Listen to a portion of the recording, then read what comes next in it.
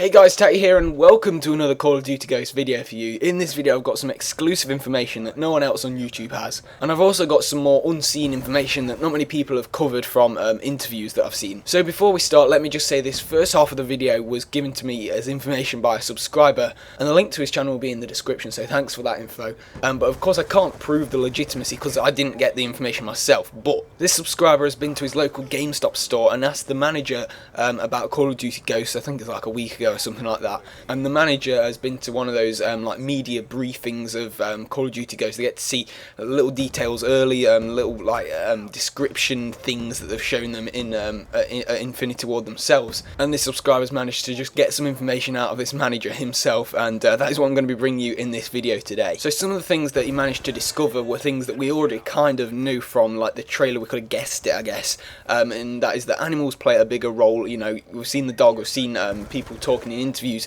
that this dog is going to play a massive part in the single player campaign, so we could have kind of guessed that. We saw in the trailer the underwater combat. He says there's more emphasis on underwater combat in the single player. I guess that's more like the stealth missions. And talking about stealth missions, he says there's going to be multiple mission routes, so does that open the door to maybe multiple storyline endings or different possibilities, you know, different storylines that you can actually go down as a character with these different routes that you choose to take in the missions, and whichever choices you make, you know, actually shape the finishing, the end of the storyline basically. And he also says, and again we probably could have guessed this, there's a bigger emphasis on stealth, so the stealth missions, which personally are my favourite missions. I love those kind of missions, but there's going to be more of those and more of an emphasis on them as well. He also said, and this is something that I covered a couple of videos back, but I don't think a lot of people have kind of like seen this and discovered it. Breakable entrances are going to be something that I think in multiplayer as well as in single player, because in an interview, I think it was Mark Rubin from Infinity Ward said that they're going to be having breakable entrances which shape the maps online, the multiplayer maps, and so maybe this requires some kind of breaching or something, or maybe you can just manually break open the door or something like that. But in multiplayer, I think this is what it applies to. In multiplayer, you can like open doors to get to different places of the map and things like that. So that's pretty cool, and it just makes a bigger portion of the map accessible, really, which is always pretty cool. These next two things are something that we've never really seen before in Call of Duty, and the second one of which I was kind of shocked to see because, well, you'll see in a minute, but the first one is fist fighting. So, you know, we've heard that the Call of Duty Ghost Squad, the Ghost Team, whatever you want to call them, are kind of like not as advanced in the technology as the enemies, as the other superpowers, because they, you know, it's just crippled. They have no technology themselves. They have no army. They're just going to be using current gen technology and current gen weapons, and they're probably going to be limited to the amount of ammunition and weapons and technology that they have themselves, because, you know, they're not officially like funded or anything, because America's just absolutely collapsed. And fist fighting is going to be something that is going to be in one of the missions, or some of the missions in multiplayer, maybe even online. I don't know, but that sounds a bit unrealistic. Probably just the single player missions. So fist fighting, I'm not really sure what to make of that, really, but it does sound like something that could be in the single player, especially. Probably not the multiplayer, but probably it could be in the single player, definitely. Well, this next thing that I'm going to be talking about is going to cause uproar. And of course I can't claim that this is 100% legit and it's going to be in the game, because I've only just been tipped this by a subscriber who's been tipped it by a GameStop employee, so who knows. But he says that medical health packs are going to be in the game. In single player, in multiplayer maybe, I don't know, but in single player it would make sense. In multiplayer I'm not sure that it would, because, you know, it's kind of treading on the toes of Battlefield. I think people will start getting a little bit annoyed with it, and I really just don't know how it would work in multiplayer. But in single player I think it's possible. I think it is possible that like one of this, because we know that you play as the Ghost Squad the whole time. You don't play as any other allies anywhere else in the world. You play as this Ghost Squad, and wherever you go in the world, you're with one of the characters in the Ghost Squad basically.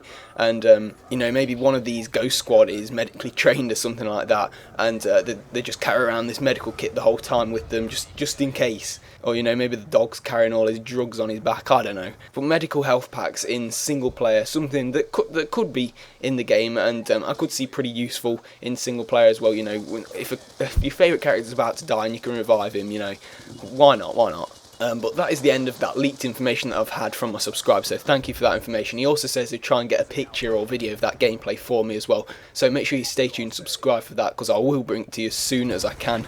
But now moving on to this more information that I've had.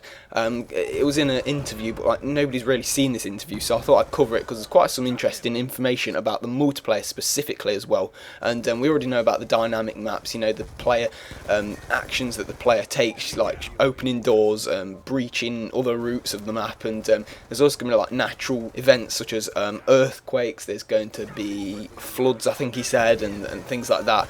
But they also emphasised it being more interactive, so not just these things that happen, you know, out of your control really, but things that you can actually control. He also says they're trying to bring in more quirky things into the multiplayer, and he used an example of something that they're looking at in one of the multiplayer maps, whereby a satellite crashes in the middle of the map, and whoever gets to the satellite first and activates it gets some kind of temporary UAV features. Something that mixes up the map a little bit more, so that you're not only playing for the objective, but you're playing for these little extras like that UAV. You know, it sounds petty and little, but little things like that could change the shape of the map and the way people, you know, the routes people take, and just mixes it up a little bit. He also said, and this is on the face of the customization part of the multiplayer, he said that all of the gear that you're going to be able to customize has different texture maps on it. So you're going to be able to change the texture, you know, the colour, the pattern of every piece of gear that you're wearing, or most of the pieces of gear that you're wearing, which is always pretty cool. So it's just going to work like camos on weapons, and it also opens the door to those kind of like micro DLC that Treyarch have done in Black Ops 2 with all the new camos and the titles and things like that. I'm pretty sure that we're going to see some cool looking camos, and you're going to be able to buy some extra cool looking camos as well, because, you know, they're into the money, there's no doubt about that. But, you know, people will always spend it, so it's there for those guys that want to buy them. So yeah, that is all the information that I've had. That is one massive chunk of information that I've got all in one video for you. So I hope you've enjoyed it. I hope you stayed till the end. If you have done, a quick like would be really appreciated for this effort and all the leaked information. So thank you very much for watching, guys. Make sure you subscribe for all the latest COD Ghost news, and I hope you all have a great day.